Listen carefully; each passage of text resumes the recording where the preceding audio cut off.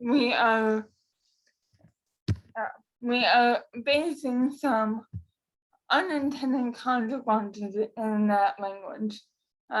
So generally, DDD is working very closely with our legislators and with community partners with the main goal of encouraging the Texas legislature to listen to voters with disabilities on what their needs are, what their experiences are, to make sure that the policies that get put in place really do protect their integrity instead of create more barriers to getting their vote cast.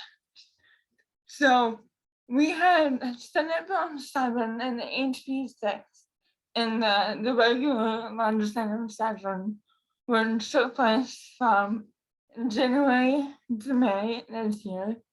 And now we are in a special session where the voting bills got called back.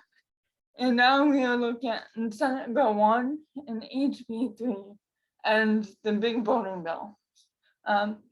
The changes, that happened between the sessions were that the original bills require people with disabilities to prove that they were disabled when exercise or a doctor's note, and a couple other options, which we let the legislature know that by requiring proof that violates the ADA and that is considered a poll tax because you're going to have to pay to go to the doctor to get a note that says, yes, I have a disability. They also changed that in the original bill that a transport driver would have to sign a statement about the person's disability whom they were driving for that person to use curbside voting, which puts people in a very dangerous position where HIPAA is concerned, requiring what may be an Uber driver and a stranger to verify whether or not the person they're driving has a disability. We did get that taken out, but there's still some pretty significant ongoing issues in the current voting legislation.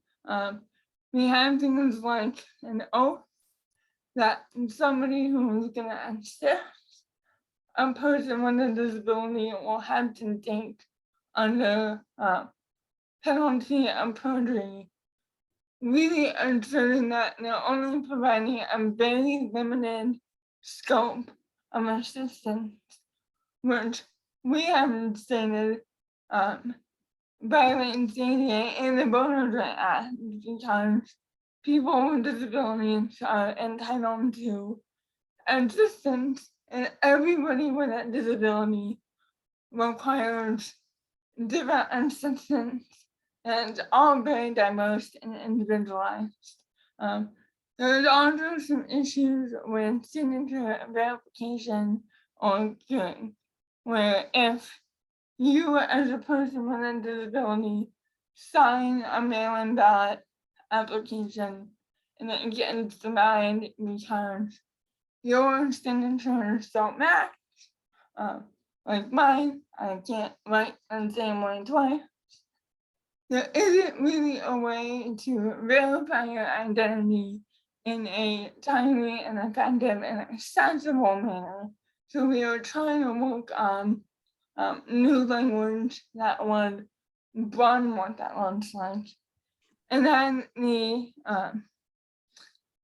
general statement on who is eligible for assistance based on disability and is currently very limited. It's physical disability or you can't see or read the ballot. And we're trying to explain that there are many other reasons that a person with a disability might be eligible other than physical or unable to read. So we're trying to broaden the definition of who's eligible for disability-based assistance. So what are we doing as TCDD to help address these ongoing issues? We have submitted a comment on all 4 bills in their different states. We have, worked continuously with different legislators on amendment language that they could implement to really broaden, for example, the oath that a person would have to take. Removing that threat of penalty and really understanding that people with disabilities require certain different assistance from person to person that you really can't specify in an oath what an assistant can and cannot provide somebody. I personally, I waited at the Capitol during a special session, the hearing on each voting bill.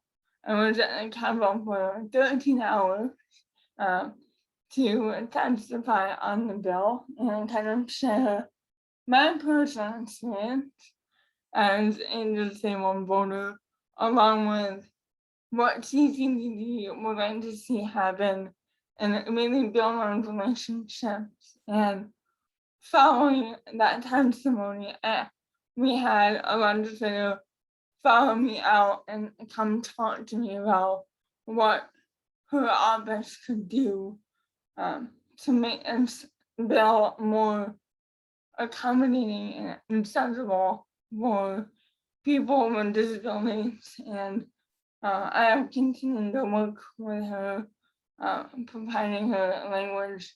We had a House member reach out to us as well, looking for amendment language that would address, the oath and signature verification, the mail-in ballot, all of these issues that are in there. So all this language is in the Capitol with people who can address these issues and who, through working with TCDD, have become very passionate about voting accessibility and making sure that voices of people with disabilities are being brought to the table.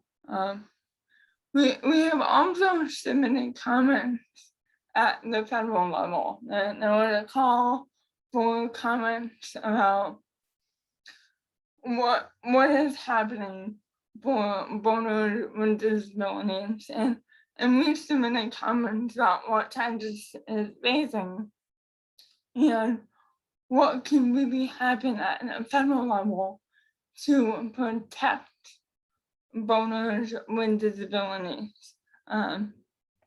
So we're working at both in the state and the federal level, along with working with our community partners like the Coalition of Texans with Disabilities, the Texas Disability Rights Texas, to make sure that we're all working together with unified messages about what needs to be done so that we don't have multiple different disability organizations going in asking for many different things where the legislators can get confused about what's the right thing to do.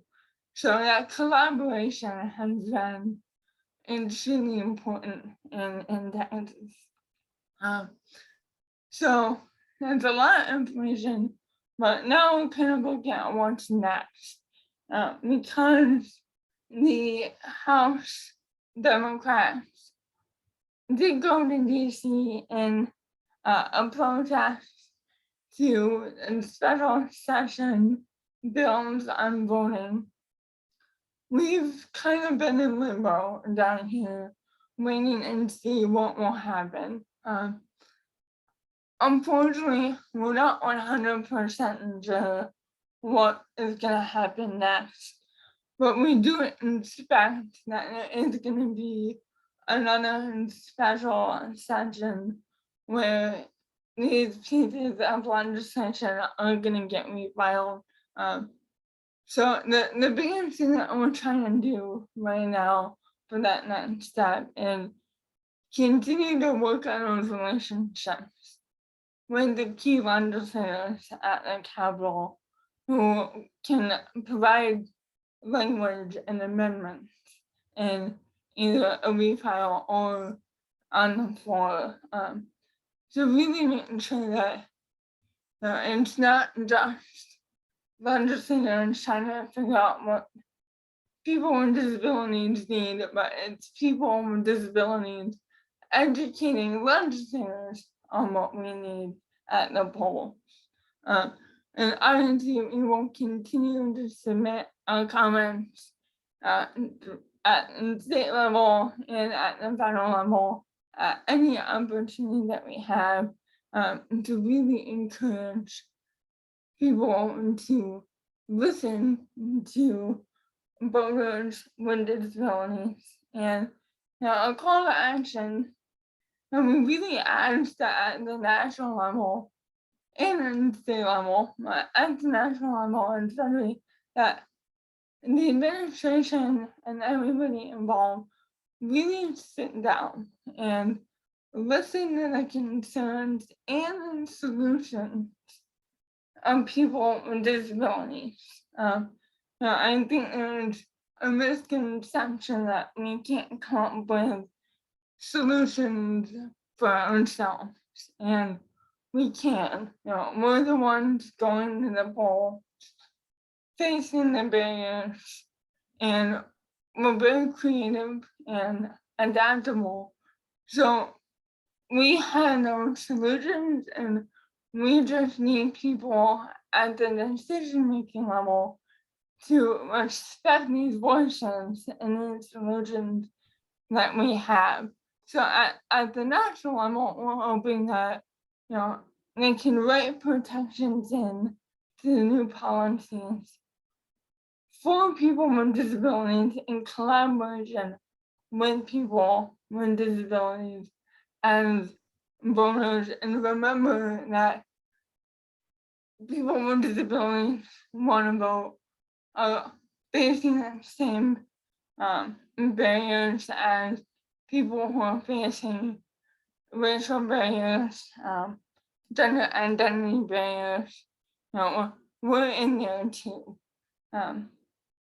So I really appreciate y'all's time. I know that at the end we're going to be available for questions, and I will be happy to answer any questions y'all have about what's happening down here in Texas. Thank you. Thank you so much, Lauren. Next, we would like to invite Jack Rosen from the National Disability Rights Network. Jack? Hi, thank you. I'm Jack Rosen. I'm a white man. My pronouns are he, him. I have brown hair and a brown beard, and I'm wearing a blue shirt with white and thin pink stripes on it. And I'm in front of a gray and white virtual NDRN background. I'd like to talk today a little bit about the work NDRN has been doing to get out the vote last cycle and to keep that energy going into 2021.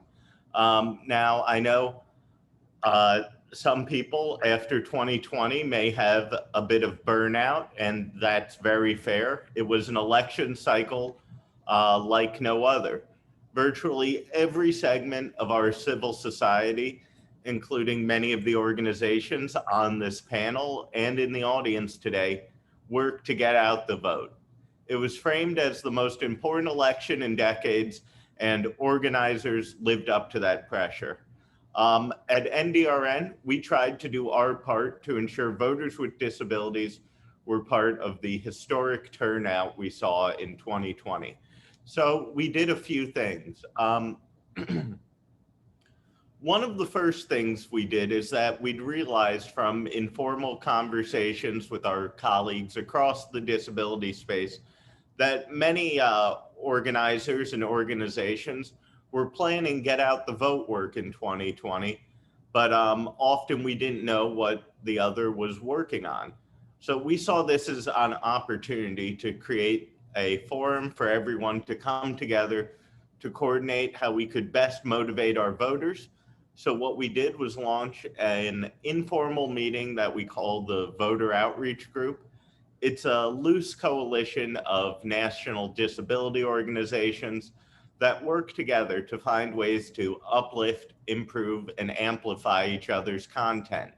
We meet on a semi-regular basis to share what we're working on, what's working, and what challenges we're facing.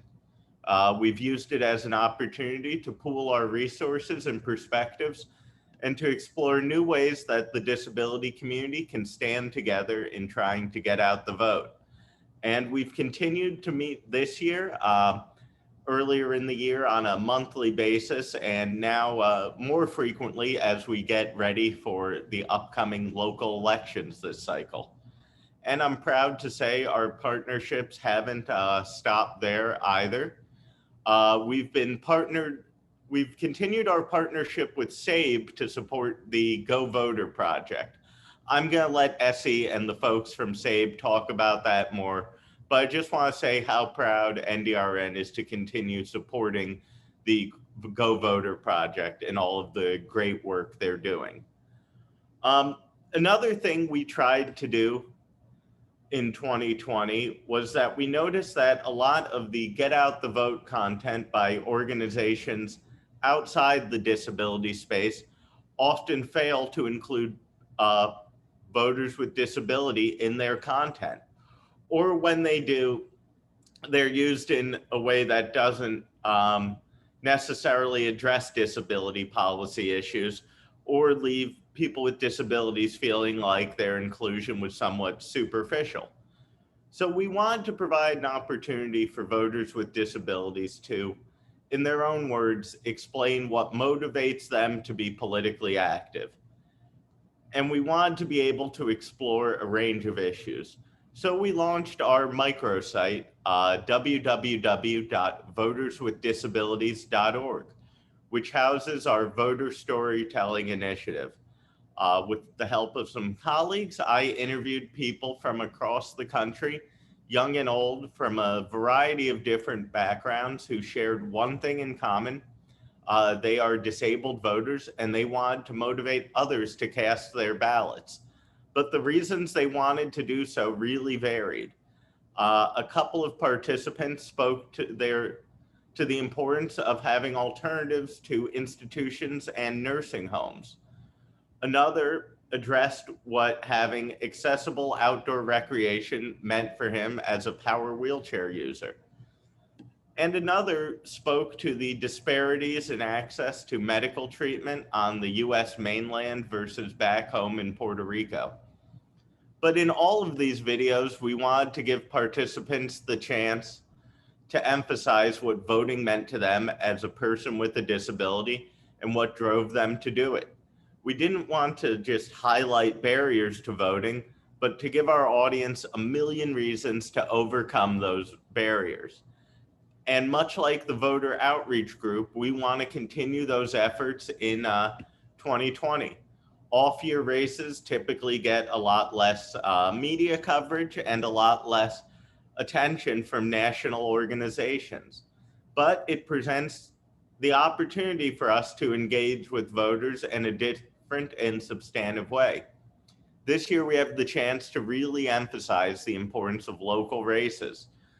These races can often be for the officials who will have a huge impact on the day-to-day lives of voters with disabilities.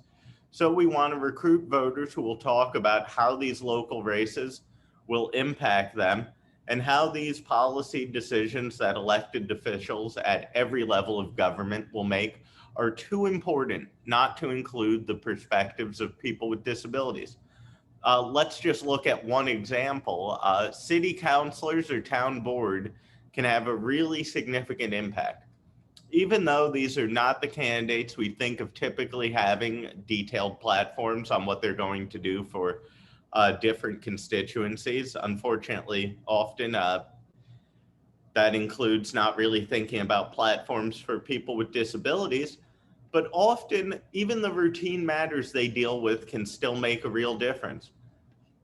For instance, when a city council considers its priorities for a capital improvement project, that can often include accessibility upgrades, such as repaving sidewalks or modernizing restroom facilities.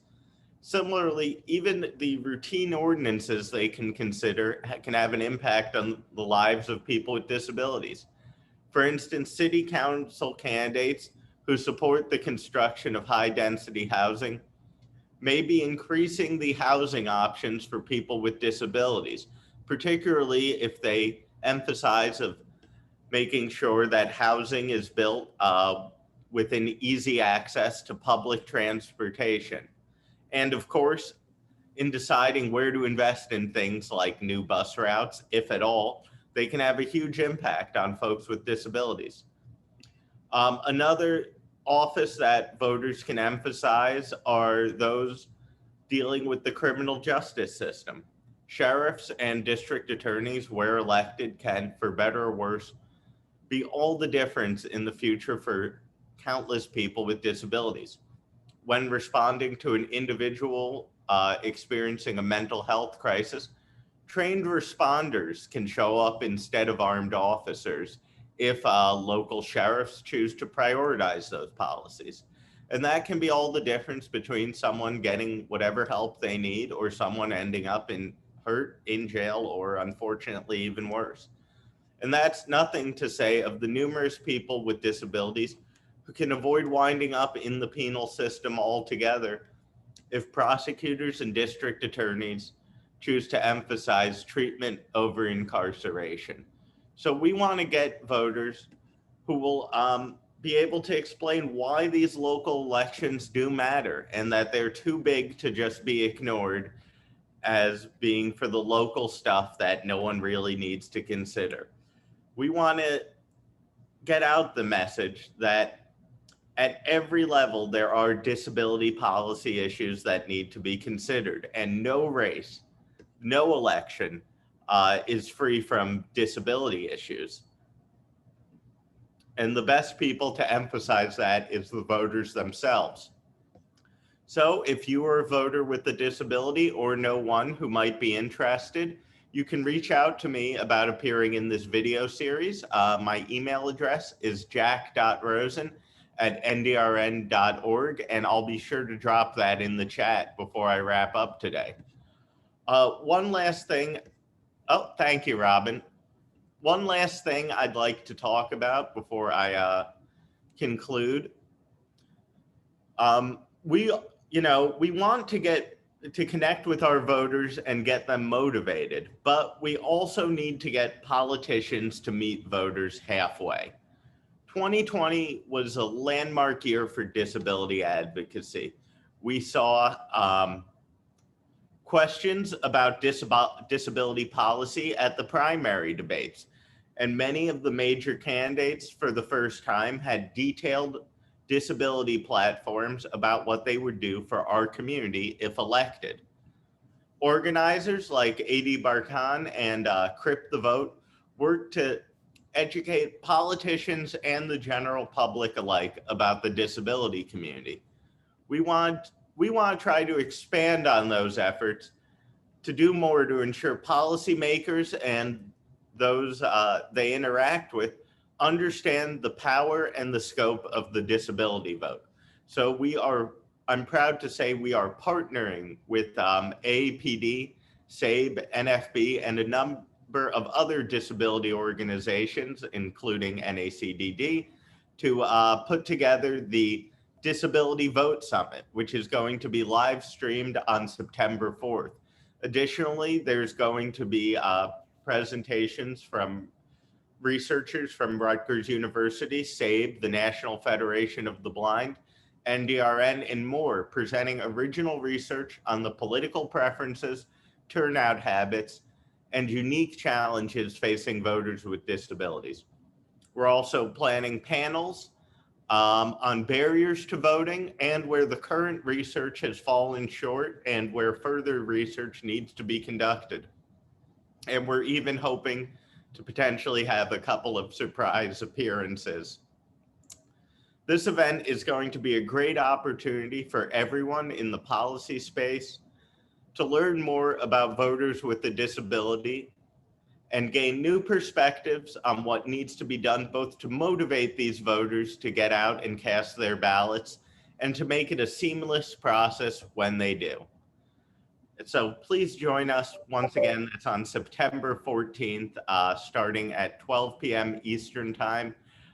You'll start seeing posts about that and links soon from a lot of the organizations on this call today. So watch out, there'll be more updates soon. With that, I think I'll turn things over back to Robin, and thank you again for having me here today. Thank you so much, Jack.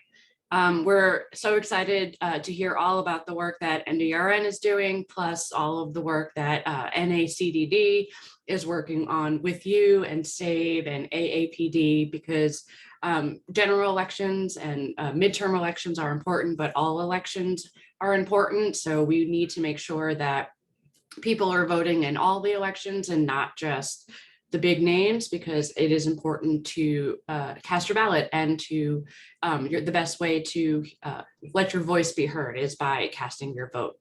So thank you again, Jack. And now I would like to introduce Rachita Singh from AAPD and the REVUP project. Hello, everyone. Thank you, Robin, for having me here. As she mentioned, my name is Rachita Singh, and I am AAPD, or American Association of People with Disabilities, Public Relations and Communications Coordinator. I'm a brown-skinned Indian woman with dark brown hair, wearing glasses and a dark green shirt, and sitting on a green couch in front of a white wall. And I go by she, her pronouns. So my relationship with REVUP has started in 2019 as an intern for AAPD. I worked with the summer of 2019 directly under the charge of Carrie Gray, who was in charge of REVUP during that time, and worked on the voting initiative from then onwards until when I started full-time last year in the summer of 2020, and have continued working with REVUP alongside our current REVUP voting coordinator, Lillian Alluri. And so to start off with, I just wanted to give a little bit of background in case there are people who are not as familiar with REVUP. So REVUP stands for Register, Educate, Vote, Use Your Power. And it is, as you can, have heard, our AAPD's voting initiative that actually started in Texas through REVUP Texas, but was adapted in 2016 nationwide. We kind of took it and worked with them to really expand it and try, and we're still working on that process to try and get a REVUP chapter in every state, at least one chapter, hopefully more, and we're getting there, we're growing. So REVUP's mission is to foster civic engagement and protect the voting rights of Americans with disabilities.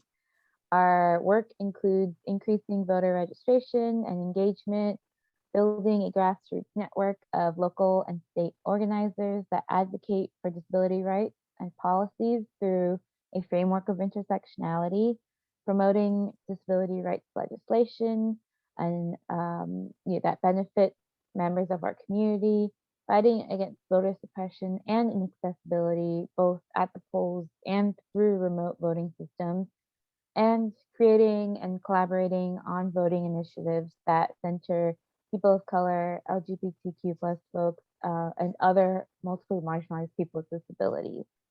As I mentioned, 2016 is kind of the start of our national REVUP initiative, and we've been growing ever since then.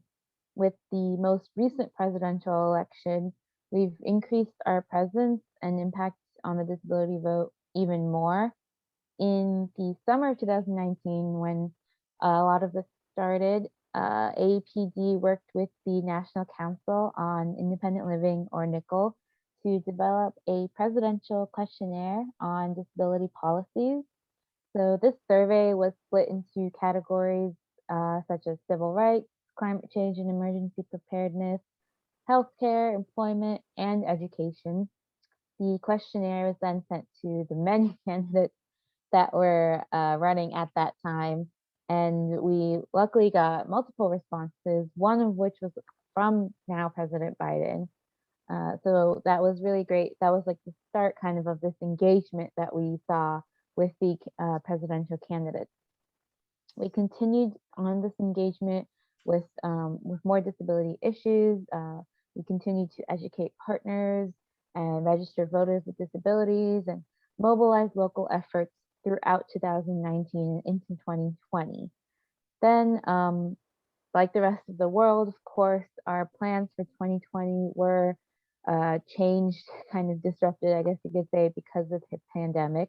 And alongside many others, the REVUP network had to take on the challenge of digital organizing and going online. This included turning our summit that we had into a virtual summit. So our Power the Disability Vote, which was our national nonpartisan summit, was hosted online in June of 2020. We kind of put this on to help inform and motivate the disability community. There are quite a few people here that were involved. We had speakers from over 30 speakers from across 24 organizations. This included elected officials such as U.S. Senator Tammy Duckworth. And the summit also featured presidential campaigns, the presidential campaigns with messages from, at that time, Vice President Biden and Laura Trump on behalf of President Trump. Both campaigns also participated by having a surrogate discuss their disability platform with AAPD's president CEO, Maria Town. So again, it was just really exciting to see this engagement with the disability community that is not super familiar before that. I wanted to give a shout out to the work of our network, so going beyond just AAPD's REVUP team, we have the 16 REVUP state voting coalitions and over 200 partner organizations that did and are continuing to do amazing work in advancing the disability vote. Some examples are in Arizona, we have REVUP partners that worked with young leaders with disabilities from across the state to produce and conduct webinars to educate young voters with disabilities about their rights, accessible voting, and registering people to vote. In Florida, we had REVUP Florida hosted a forum on their state's new electronic and accessible voting options. They also worked with a call center to make 14,000 calls to people with disabilities in congregate settings, which led to providing voter information on how to vote to about 1,000 residents. And then in Georgia, of course, with Georgia, we had national attention due to the special runoff elections. So Georgia kind of worked overtime, and AAPD worked with REVUP Georgia to host 2 town hall discussions on the rights of voters with disabilities to really try and get more and more voters with disabilities to be engaged and show up for the elections that happened again in January, and to connect disabled voters to resources and information about how to vote. We have REVUP Minnesota that sent mailers to 50,000 people with disabilities that shared information on voter registration deadlines and voting by mail. And Also used funding to provide American Sign Language interpreters and captioners at their virtual voter education events. REVUP Pennsylvania is another group that used support from AAPD to produce a disability voter guide for Pennsylvania, and they also co-authored with AAPD a letter to the governor to stress the importance of counting every single vote, as many of us did at that time. And then again, REVUP Texas has constantly been fighting. As you can see, there's so much that has happened in Texas with what Lauren has described. So REVUP Texas used support from APD to provide transportation for people with disabilities to the polls in multiple rural areas of Texas. So these are just a few examples of the hard work that states and partners across the country conducted to increase the disability vote and show the power of the disability community. And to aid those efforts on the national level, AAPD's RevUp team developed resources in 2020 for voters and for organizers. So a couple of those resources included a frequently asked questions page, which answered questions such as, can I vote if I have a disability? What are absentee voting and vote by mail? You know, how can I avoid crowds if I vote in person? So just general questions that people might have and an easy way to answer them. And more questions like that. We created a spreadsheet of the 2020 voting options and deadlines, mainly for community organizers and for organizations doing advocacy work. This tracked on a state-by-state basis how and when people can register and vote. It provided specific information relevant to voters with disabilities, so guardianship rules, disability voter hotlines, whether there was curbside voting or not within the state, stuff like that. And in relation to that, we created voting guides for all 50 states and DC so that the voters themselves could have some sort of resource or document that they could refer to for basic information and kind of like it all in one, or one place to go to get answers to, especially disability related questions, which are not easy to find always. So these guides provided state specific information on voter registration, ID requirements, absentee mail-in voting, early voting, curbside voting, and more. And then I wanted to mention that alongside our voter education efforts, AAPD also launched the Fannie Lou Hamer Leadership Program in 2020. So this program, or the cohort of this program, consisted of 5 young Black disabled advocates who were committed to boosting voter registration and civic engagement across Black communities. These participants took part in political education sessions and coordinated their own voter education campaign. And the program then culminated in a Black Disability Freedom Dreams event that fostered conversation and action around Black and disability vote. And it was really our way of working on our promise of intersectionality and showing the importance of both the disability vote and how that impacts the Black community as well. And we are currently in the process of bringing this program back for the fall of 2021. So for anyone interested, stay tuned for that. Right now, so coming kind of to 2021, we are also in the process of preparing for National Disability Voter Registration Week, or NDVRW for short. I'm sure a lot of people here already know and have already been involved in, but National Disability Voter Registration Week has existed for many years now, and it's traditionally been held in July. Up until 2020, it was in July, usually around the 3rd week of July, I believe. It's a time when the disability community and our allies and partners really band together to push out the disability vote all at once, to kind of almost flood people's timelines and social media and put out as many events as we can. In the past, it was in-person events. Obviously 2020 was a little different, more online events, and then hopefully going forward, we can do a combination of both. But it's really, it has been growing, getting more and more movement. Last year, AAPD was able to put on our REVUP the Vote Festival, which included many community organizers. I believe Jack was also a part of that, and many partners alongside some familiar faces in the community, like Michelle Obama and Elizabeth Warren, both of whom are very involved in voting. So it's NDVRW is definitely getting a lot of traction, and we have moved it to September with the approval of AAPD, REVUP Network, Disability and Voting Rights Allies, and now we're prepping to make it just as big, or actually even bigger, and to link it to National Voter Registration Day. This is really a time for us to just show the unity, the power, the strength of the disability community through disability voting. And so to get that started, we have 2 trainings coming up very soon, this week, actually, I believe.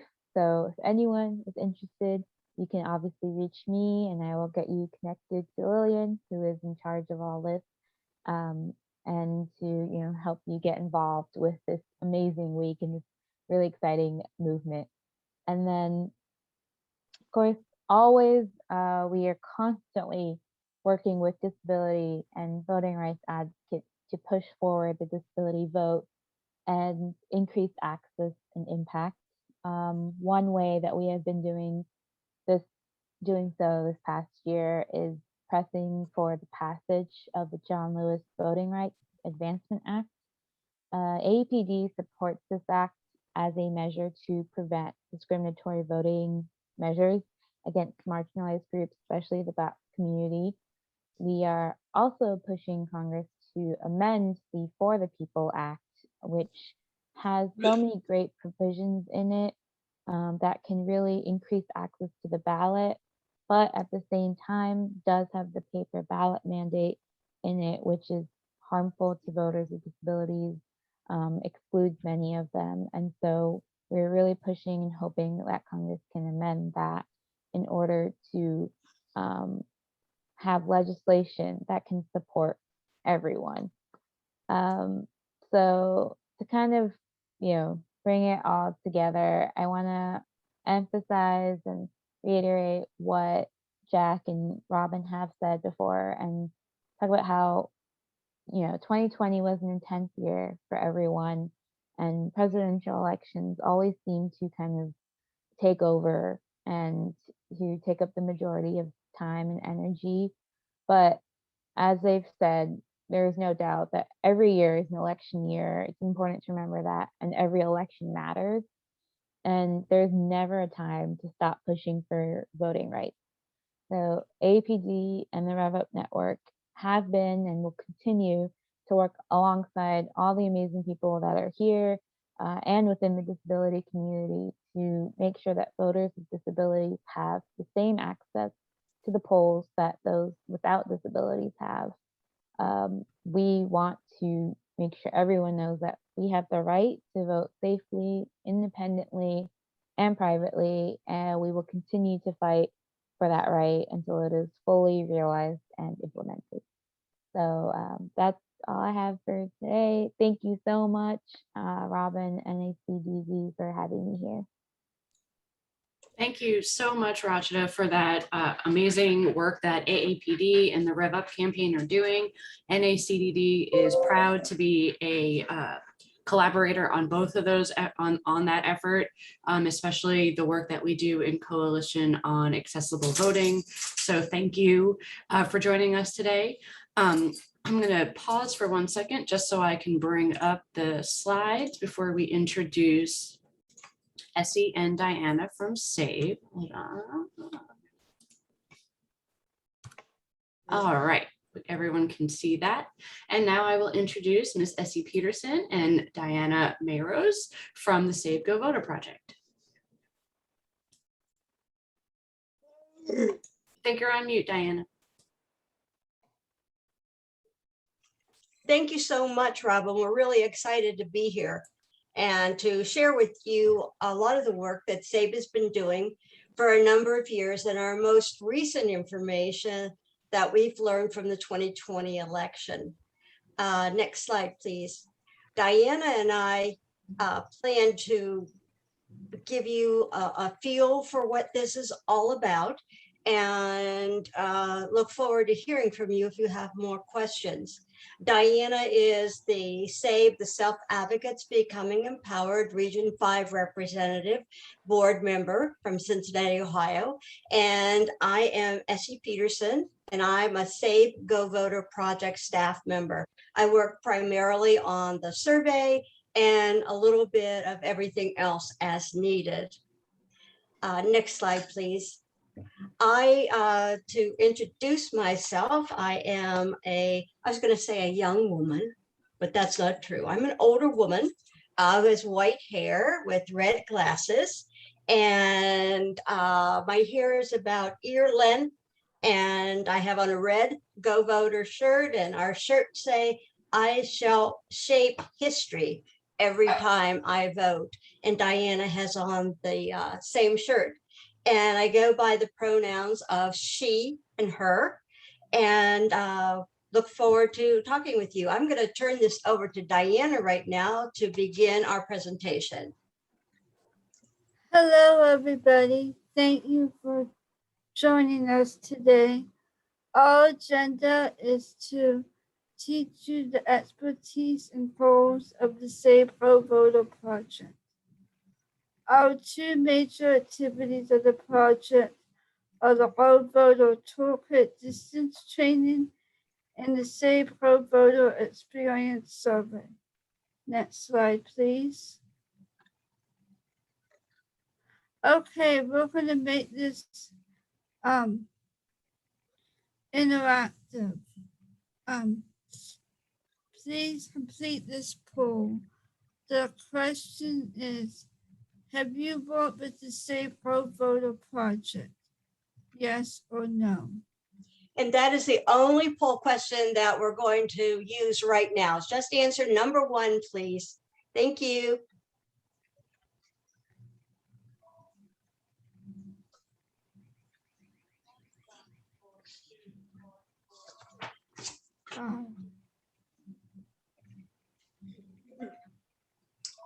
Are the responses coming in, Robin? Yes, right now we have 3 people that have said yes. So about 30% of people have worked with SABE Go Voter Project, and 70% have said no. We'll give it just another moment. Thank you, Robin.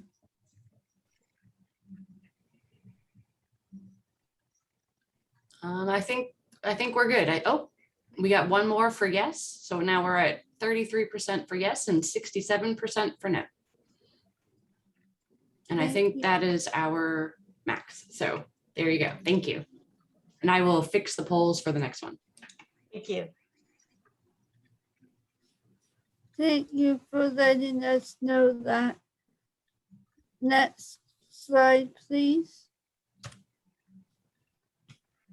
The purpose of the SABE Go Voter Project is to educate all people with disabilities about the voting rights and responsibilities. We do so by a free SABE Go Voter Toolkit distance training webinars. We also provide technical assistance to improve voting experiences with our survey findings. We support the partnerships of P&As and self-advocacy groups on training by providing training and technical assistance. Next slide, please. The goals of the SABE Go Voter Project, and SABE stands for Self-Advocates Becoming Empowered, to make sure voters with developmental disabilities feel ready to vote, to make free teaching tools available that are easy to use. We work together to educate voters with developmental disabilities and their allies to train voters. We also learn why people with developmental disabilities do not vote. We also ask people with developmental disabilities who do vote, what works and what does not work well when they vote. We try to boost the numbers of voters with developmental disabilities. Next slide, please. Why to vote? It's my right, it's my duty, it's my voice, because I can, because it's important for my community. Why not to vote? There's no reason. Next slide, please. The SABE Go Voter Toolkit training. Since 2014, 20 states have been trained on the Go Voter Toolkit. P&As and self-advocacy groups must submit a joint letter to participate in this training. We have a maximum of 5 states selected for training at any one time. Next slide, please. We want to congratulate the states participating in the distance training as of 2021. Alabama, Arizona, Arkansas, California, Florida, Georgia, Illinois, Indiana, Kansas, Maine, Maryland, Michigan, Missouri, Mississippi, New Mexico, New York, North Carolina, Ohio, Oklahoma, Oregon, Pennsylvania, South Carolina, and Wisconsin. Next slide, please. The training structure. There are 2 requirements: to have 1 self-advocacy organization, 1 P&A that must also train and present together. We also have evaluations from participants at the state training, from state teams about training by the Go Voter team. Each advocacy group that participates will receive $500 for completing all training requirements. Next slide, please.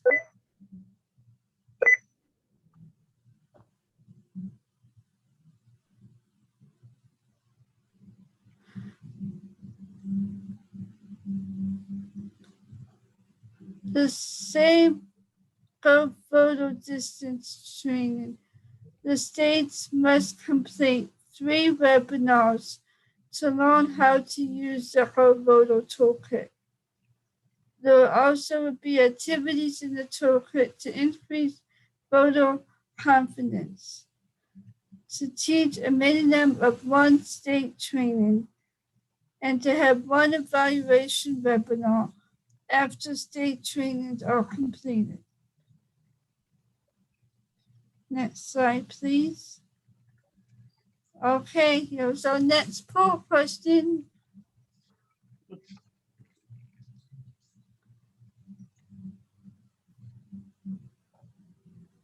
Are you ready, Robin? Are we too soon? Hold on. We can always come back to that. No, it's we're gonna clear the existing results, and we'll, for some reason, when I did the new poll, it didn't Okay. come up. So please go ahead and answer question 2. Oh, no, don't do that. Hold on. Yeah, that, Oh, yeah. Yes. And, okay, but I wanted them to have multiple choice, so I don't know why that didn't work. It is multiple choice, those of you that are filling this out. So please check all that apply for you. And it's about have you worked with self-advocates on voting activities. I can read it if you want me to. Why don't you read the options, Diana? Okay. The question is, have you ever worked with self-advocates on any voting activities? Number 1 is SABE Pro Voter Distance Training. Number 2, the SABE Pro Voter Experience Survey by email or by paper. Number 3, registering people with disabilities to vote. And that can be as little as 5 or 25. Teaching voters how to vote. Doing a polling site accessibility survey. And the last answer is no, we have not worked together. And the final choice there is I am interested in learning how to work with self-advocates. Oh, I'm sorry. I didn't put it down all the way. So we have one person that says they've participated in the survey. We have another person that says they've helped with registering people to vote. We've also have 3 people who've said that they're teaching voters how to vote. And then we have a bunch of people that said they are interested in learning more. Great, thank you. Yeah, great, great. And want to thank all of you for answering poll question number 1. Diana and I have a lot to do here today to share information about the Go Voter Project, since only 1/3 of you are familiar with us. And we'd like everyone to be as familiar as possible.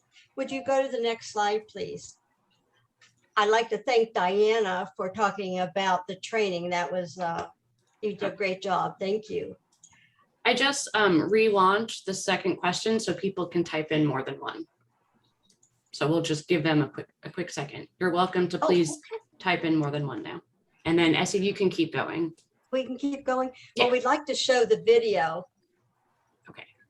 We'd like to show you a video that was developed in Wisconsin, and Wisconsin has a vote coalition that includes all of the major organizations and vote organizations to talk about voters with developmental disabilities. This video focuses primarily on how to recruit people to complete our survey. Sorry. There she starts.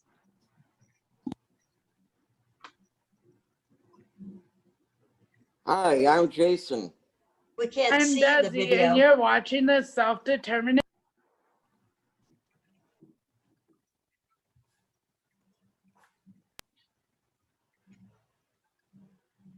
There it is. Channel. Today, we have a call out to all you self-advocates who voted in the 2020 election. Did you vote in the election? I did. I voted in person. I voted in person also. If you voted, SABE needs your help. It doesn't matter if you voted in person like Jason and me or by mail. SABE stands for Self-Advocates Becoming Empowered. It is a national self-advocacy organization. It's led by self-advocates for self-advocates, just like the Self-Determination Channel. SABE is doing a survey to find out how voting went for people with disabilities. We know that our vote counts. We also need to know that we have the accessibility to make it count. The Wisconsin Disability Vote Coalition will use the information collected to help make voting easier for people with disabilities who vote in Wisconsin. Other states will do the same thing. SABE wants to hear about your voting experience. They want to find out what problems you had and what went well. You will not be asked who you voted for. You don't need to provide your name. You only have to tell them the city and state you live in. There are 2 ways to take the survey. You can fill it out online or ask for a print copy. Both ways are available in English and Spanish. Check out the information below this video for links to the survey or how to get a print copy. Some people may have trouble taking surveys. Below this video is information on how to get help to fill out the survey. If you believe that people with disabilities have the right to vote, If you believe that voting should be accessible to everyone, Please take the time to do this survey. help make voting accessible and easier for everyone. You can make a difference. thanks everyone. SABE also wants to hear from people with disabilities who did not vote in the November election. If you voted or not, please take the survey. Thank you so much for watching the Self-Determination channel. Please subscribe. I really want to send a shout out to Wisconsin. The Self-Determination channel there did that on their own, and we just think they did a great job. And we see it as a potential resource for all states to use to get involved with the Safe Go Voter project and to recruit self-advocates to complete the survey. Next slide, please.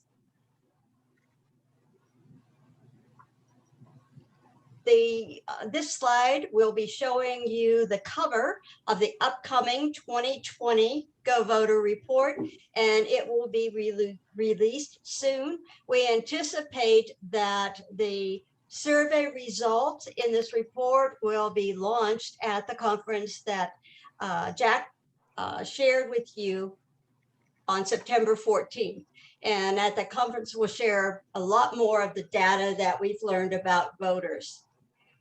Next slide, please.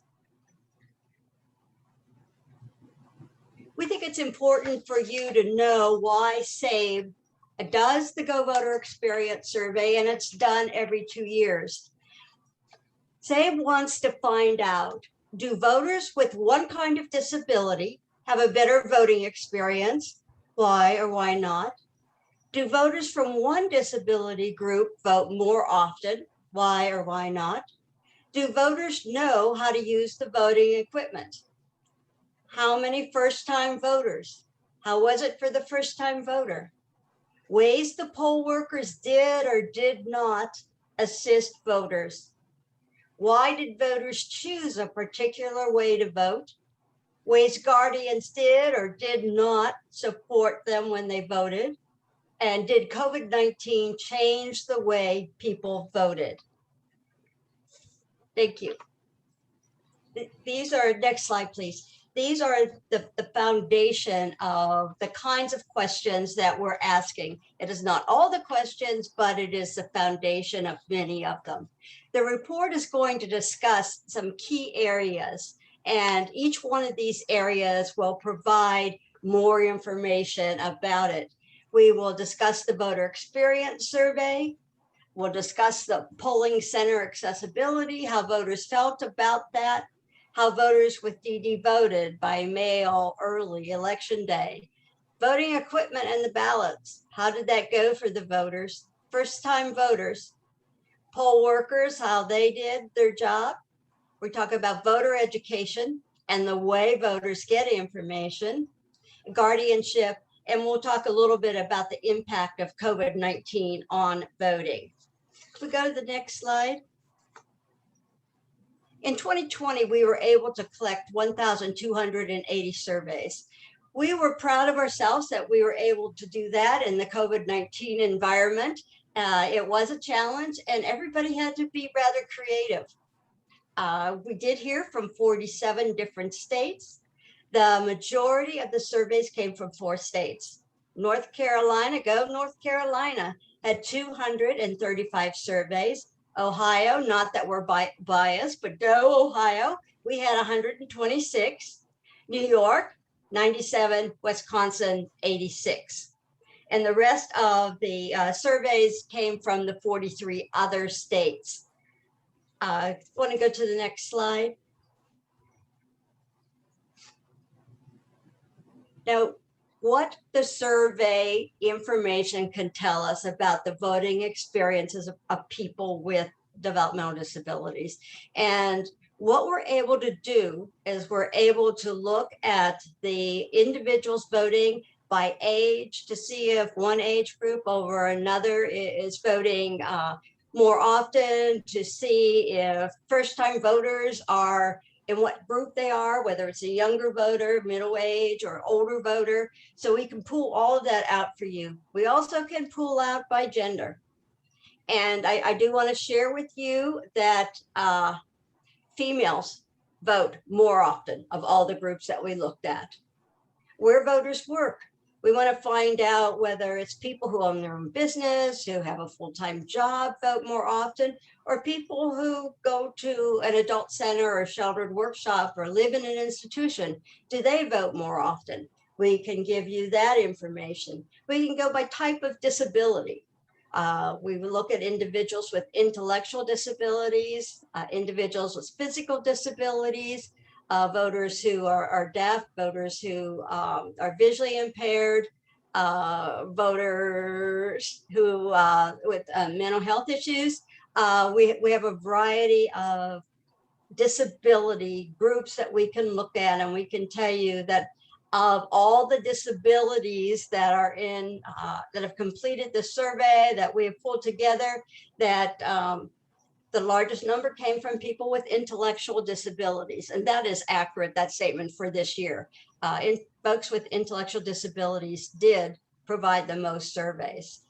Where voters live, do they live in a group home? Do they live on their own? Do they live in an institution? Knowing all of that, we want to find out if people who live on their own vote more often than people who attend a sheltered workshop. So we have that information. We can provide it to you by race, and also we can provide it to you by state.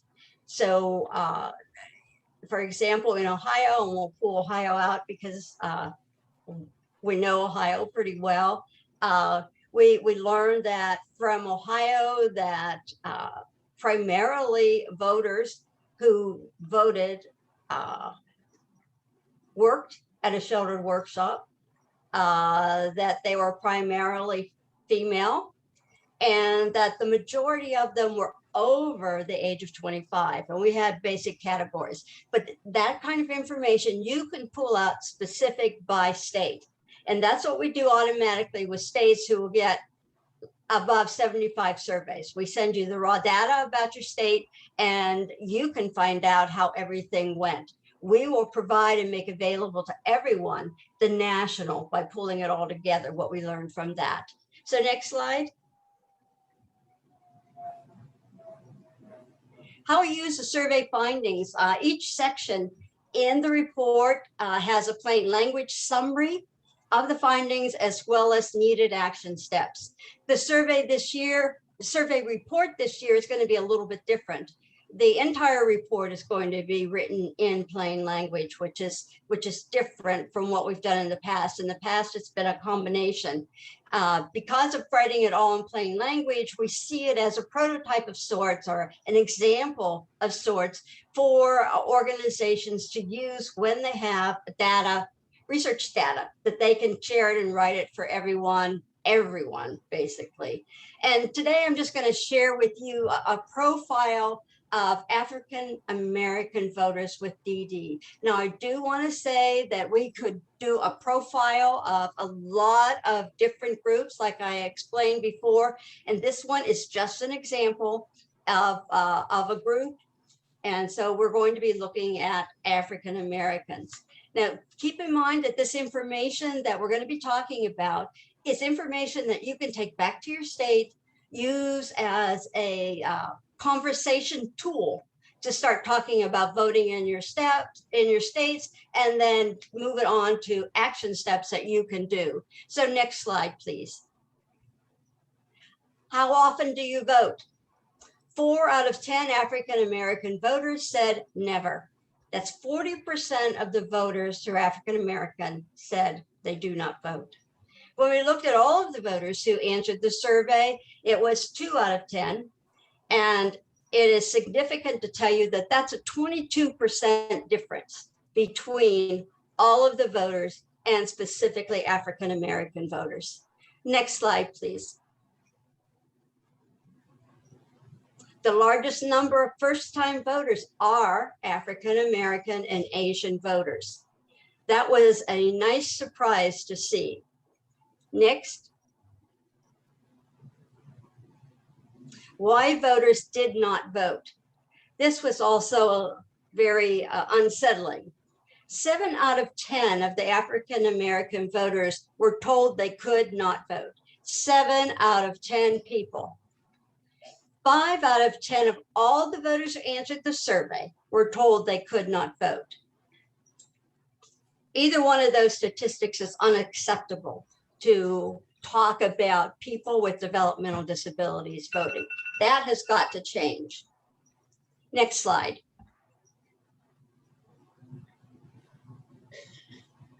And our data shows that only 3 of 10 African-American voters use the internet to get information. I do want to come in and talk about this a little bit. It's something that we talk about, we don't do much about, and sometimes we do a great deal about it. But sending out information over the internet does not necessarily reach all the people who need to have the information. And this is an indication that only 3 out of the 10 voters were able to use the internet and have access to the internet. Now, only 5 out of 10 of all the voters were able to use the internet to get information. That too is low, but it says that there's some work ahead. And also you'll learn from the report the ways that voters are getting information. I found it very interesting, we can go to the next slide, that many of the voters get their information from the mail. I was expecting TV, the dates to be number 1, but mail was very high. Why voters did not vote? 2 out of 10 African-American voters do not know how to vote. 1.5 out of 10 of all the voters do not know how to vote. We have to get education out there. We have to let people with DD know that they can vote, and we can teach them how to vote, and we can prepare them for their voting experience. Next slide. This is just a summary of everything that I said, but it's a worksheet that you can take back to your state, to your group, the DD Council, the PNA, the USAD. You can use this to start a conversation about a specific topic. This one is the African-American voter. We will be pulling out other topics that you can use as conversation sheets as well. Next slide.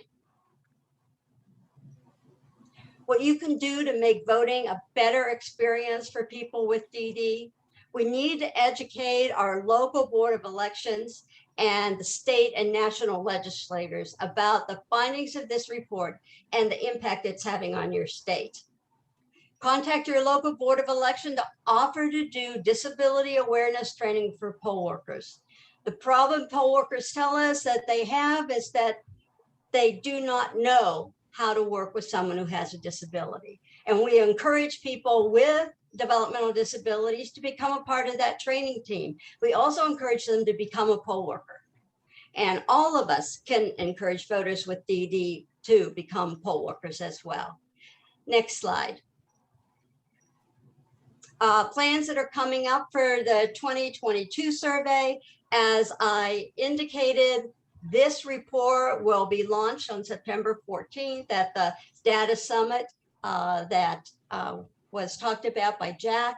And we encourage you to take some time to look at this report, take some time to look at the survey to make recommendations if there's some more information that you'd like to have collected for whatever reason. Next slide. I am going to turn this over to Robin for questions that you might have. And thank you all. We've enjoyed talking with you. Thank you so much, Essie and Diana, and all of our speakers, Lauren, Jack, Rachita. It's been a great session, and I'm just so thrilled to be working with all of you on getting more people to vote, because as all of you have said, we need people to vote in all elections. We are opening up for questions. I know there was one question in the chat asking Essie and Diana about where they can find the report and all of the data. Ryan was, thank you to Ryan, who unfortunately had to hop off, had put the sabeusa.org website link in the chat. So is that where they can go? That's where they can go. And we'll be making an announcement to all of the DD councils, the PNAs, the USEDs, and the major disability organizations that we know of across the country, that the survey is available, and to send them to the sabeusa.org website, or govoter.org is another location. They both get you to the same place. So we hope that you'll take advantage of that and learn more about a lot of things that are in there. Great, thank you, Essie. Leanne, I see you have your hand raised. Yeah, thank you so much, Essie and Diana. Thank you for the information. I'm Leanne Hahn with the Missouri DD Council, and I'll be working on voting issues. So my favorite term right now is drinking from a fire hose, as I familiarize myself with the issues and how we can work in that space. So I see that where to find the survey results. I'd be interested to know do you guys have any resources? One of the notes that I made was encouraging those with IDD to serve as poll workers. I think that's kind of a bullet point I haven't thought of or heard of in these conversations. And what have you done with that? How have you done that? Diana. Yeah, Diana. I can answer that. My friend, she encouraged me to become a poll worker because my experiences, of course, were different from hers. And the disability experience, one time you can go in, vote, have no problem. The next time you can go and vote and I don't know, they don't accept your ID or something crazy. And it's, you know, it's like, I call it like going to the ATM. You know what to do, but sometimes it just doesn't work out. But I became a poll worker, and I think it's really important in our presentation to have a relationship with the Board of Elections, because that's the main to hold people. Know the phone number, know the main personnel, visit the place, be interested in poll working. Ohio recently passed Ohio has said that a person with a disability does not have to work the whole time now as a poll worker. And we try to with their schedule, with what they can do, if they can't lift the equipment to set it up, you know, encourage poll workers and the main people there that a person with a disability wants to do this, and that it's important to realize that they can do this, and they might not be able to do everything, but they can do something. I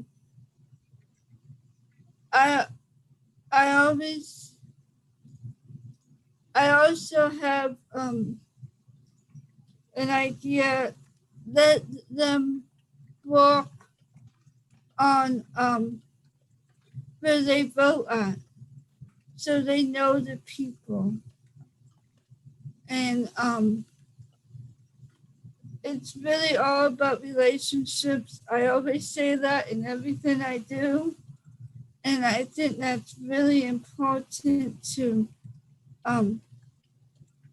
talk about and discuss. And it might not be working at the polls, but it could be handing out information. It can be also civic engagement, walking in parades,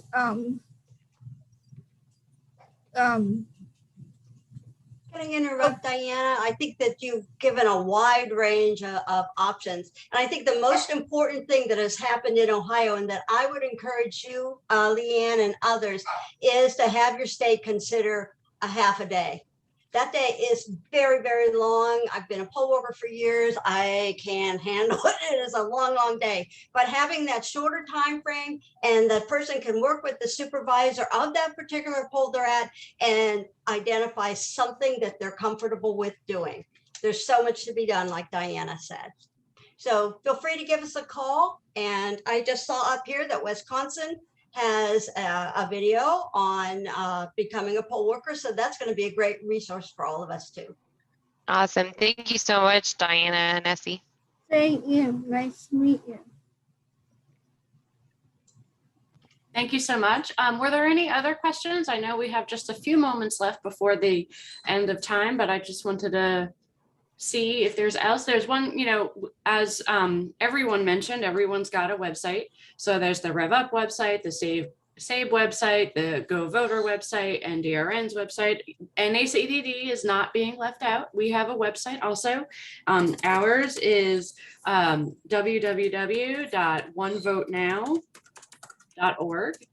This is a campaign that NACDD started a while ago, but really ramped up for the 2020 election.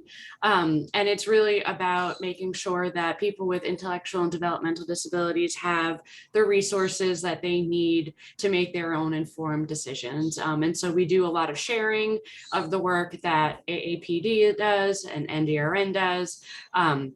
That SABE does. So it's definitely a one-stop shop resource of all that. Plus, if anyone remembered, throughout the 2020 election cycle, we did a number of Facebook Live interviews with our consultant and former intern, Emily Cranking, as our host. And she is an actress. If anyone's seen Best Summer Ever, that movie that came out earlier this year, she is in that. And so she did a lot of interviews with a number of different people talking about how people with disabilities can really collaborate with other groups as well. So, definitely check out our Facebook account at NACDD for more of that information. So, again, any other questions before? Oh yes, Allie, please go ahead. I would like to make the comment that I loved presentations everyone gave. It gave me great inspiration about what I could do here in Stillwater. And like with the, oh crud, I forgot the campaign I'm on to help, that's in September, the week long, that big long acronym and everything, the National Voter Disability Registration. Yeah, that thing. National Disability Voter Registration. That thing.